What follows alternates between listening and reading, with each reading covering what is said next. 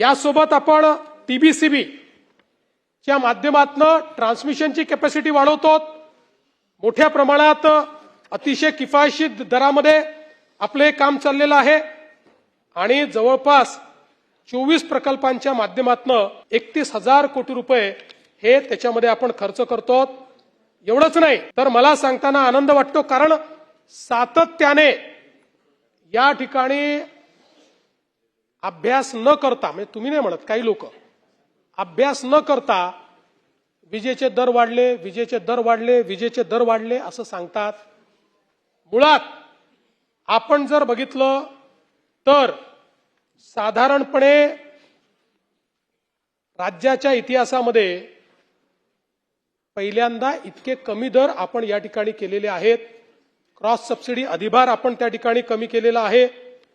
त्यामुळे आपण जर विचार केला तर घरगुती ग्राहकांना 0 ते 100 युनिटमध्ये ज्यात 70% ग्राहक येतात, पुढील 5 वर्षात त्यांचे दर 26% कमी होणार आहेत, दरवर्षी कमी होणार आहेत। 100 ते 300 यांचेही 5% कमी होणार आहेत आणि जवळपास औद्योगिक ग्राहकांसाठी सौर ऊर्जा कालावधीमध्ये 2 रुपये 17 पैशांची सूट ही आपण त्या ठिकाणी दिलेली आहे।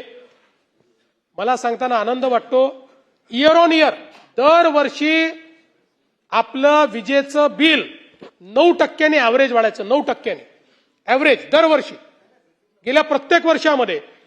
आता 2025 नंतर 26, 27, 28, 29, 30 5 वर्षाचा टॅरिफ फिक्स झालेला आहे आणि दरवर्षी 1.2% ॲव्हरेज ते कमी होणार आहे, आता वाढणार नाहीये।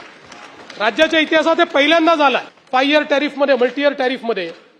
आणि आपण जे करार केले, आपल्याला कमी दरात जी वीज मिळते आहे, या कमी वीज दराच्या वीज खरेदी करारांमुळे वीज खरेदी खर्चामध्ये 66,000 कोटी रुपयाची बचत होणार आहे, 66,000 कोटी रुपयाची।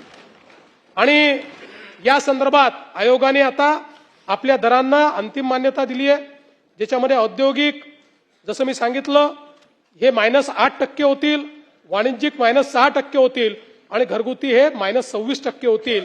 अशा पद्धतीनं हे या ठिकाणी करण्यात आलंय। आणि मला हे पण सांगताना आनंद वाटतो, आपण सगळे एमएसईबीला किंवा आपल्या महावितरणला नेहमी बोलतो आणि खरे आहे, म्हणजे अडचणी असतात, कधी ट्रान्सफॉर्मर जळतं, हे होतं ते होतं, त्यामुळे बोलणं साहजिक आहे। पण हे जे काही आपण एनर्जी ट्रान्झिशन केलं आणि जे काही या ठिकाणी रिफॉर्म्स केले आहेत, याची देशाने नोंद घेऊन आपल्याला राष्ट्रीय आणि आंतरराष्ट्रीय स्तराचे 55 अवॉर्ड मिळाले आहेत। 55 ऊर्जा क्षेत्रातले गेल्या 2 वर्षातले सगळे अवॉर्ड हे महाराष्ट्राला मिळालेले आहेत। आणि आपण जर कुठे कमी राहिलो तर ते एवढंच कमी राहिलोय की आपण आपल्या महावितरण कंपनीला सबसिडीचे पैसे उशिरा दिल्यामुळे त्यांच्या बॅलन्स शीटमध्ये अडचणी आल्या, पण आता त्या पण आपण दूर केल्यात। यावर्षी ती बॅलन्स शीट आपण क्लीन करणार आहोत।